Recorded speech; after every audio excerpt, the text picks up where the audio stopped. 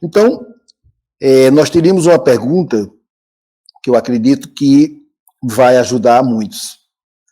A pergunta seria, Ana, o que você diria aos nossos irmãos de outros credos religiosos que não deixam de ter mediunidade, não é?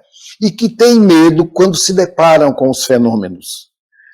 E outra, dentro dessa pergunta, seria, o que você também diria para nossos irmãos do meio espírita que passam também por essa situação, mesmo conhecendo a mediunidade, mas têm medo? Bem, isso é muito comum, né? As pessoas acham fantástico, né? Maravilhoso.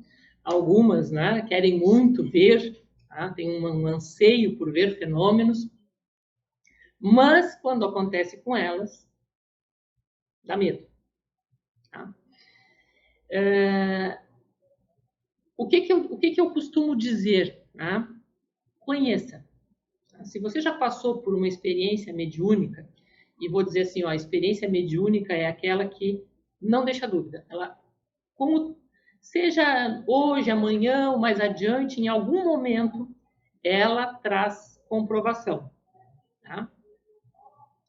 Então, se já se passou por uma experiência mediúnica, seja ela de que nível for,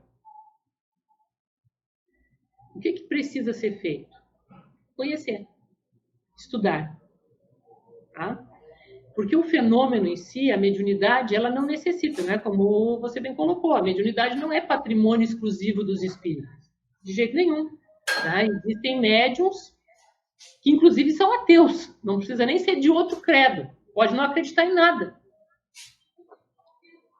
Isso não vai dizer que não vai fazer com que ele seja menos médium ou que ele tenha não esteja sujeito a esses fenômenos. Como que ele vai lidar com isso aí é outra questão. Tá? E como essas pessoas vão lidar com isso também é outra questão.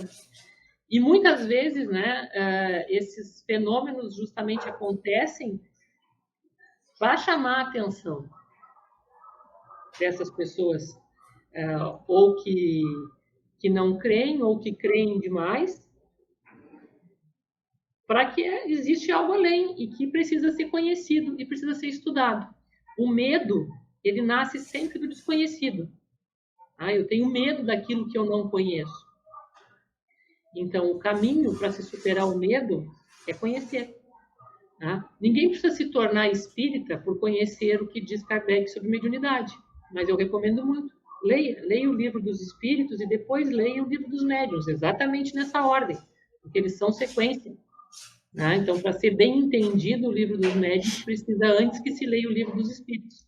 Então, leia, né? Leia. Procure um grupo espírita que tenha um grupo de estudo. Diga, olha, eu pertenço a essa crença, eu pertenço àquela outra, mas eu gostaria de conhecer sobre esse assunto. Estude.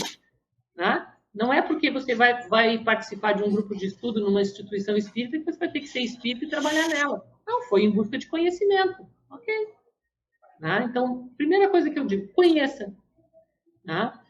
Seja você espírita ou não espírita, ou inclusive se você for ateu. Tá? Por que não? Se dê a oportunidade de conhecer, né, o que diz outras correntes de conhecimento sobre fenômenos que acontecem. Tá? Pense sobre isso. Estude. Tá? Não, agora, uma coisa muito importante. Não é porque se tem medo, porque não se conhece, que o fenômeno deixa de acontecer. Tá? Então, por isso é muito importante. Conheça, estude. Essa é a minha recomendação sempre, sempre e sempre. Porque eu recebi ela, né? E ela, para mim, foi extremamente válida, me ajudou muitíssimo. Tá? E é o que eu digo. Sigo repetindo, porque foi algo que me disseram, que me fez bem, né? Que me ajudou. Mais do que qualquer resposta, encontre as suas respostas estudando. Tá?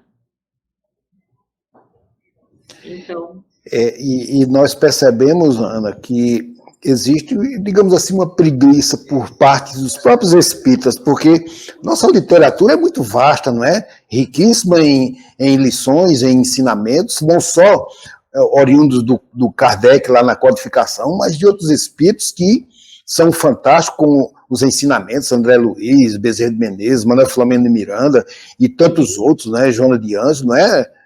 sim. E as pessoas não consultam, né? Eu acho que, não sei, preguiça talvez seja esse o termo, né? Eu acho que a gente também, assim, isso é uma coisa um pouco histórica, pelo menos desde os meus 17 anos, e já vão algumas décadas deles, eu ouço isso, né? Que muitas vezes que os espíritas não leem, que procuram, que não estudam como deveriam, né? Acho que isso também tem a ver um pouco com a própria cultura do nosso país, né? De não se ter, né? Não desenvolver, não se aprimorar esse hábito, esse gosto pelo estudo, pela literatura, né? Seja ela qual for.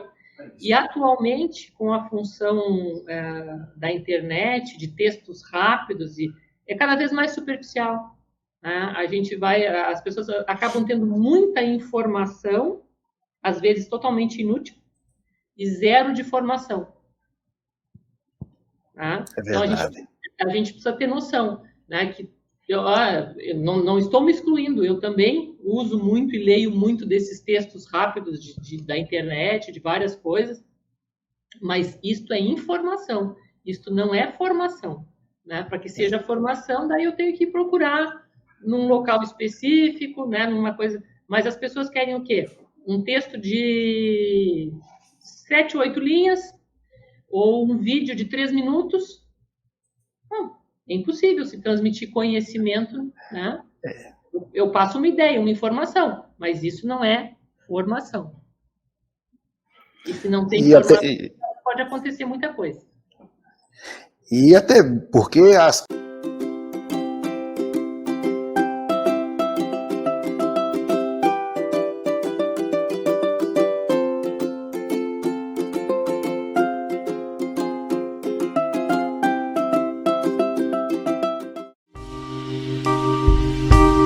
TV Chico Xavier, a sintonia do bem. Acesse tvchicoxavier.com.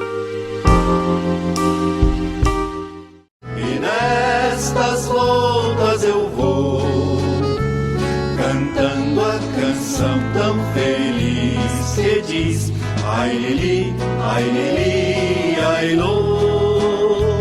Por isso é que sempre contente estou.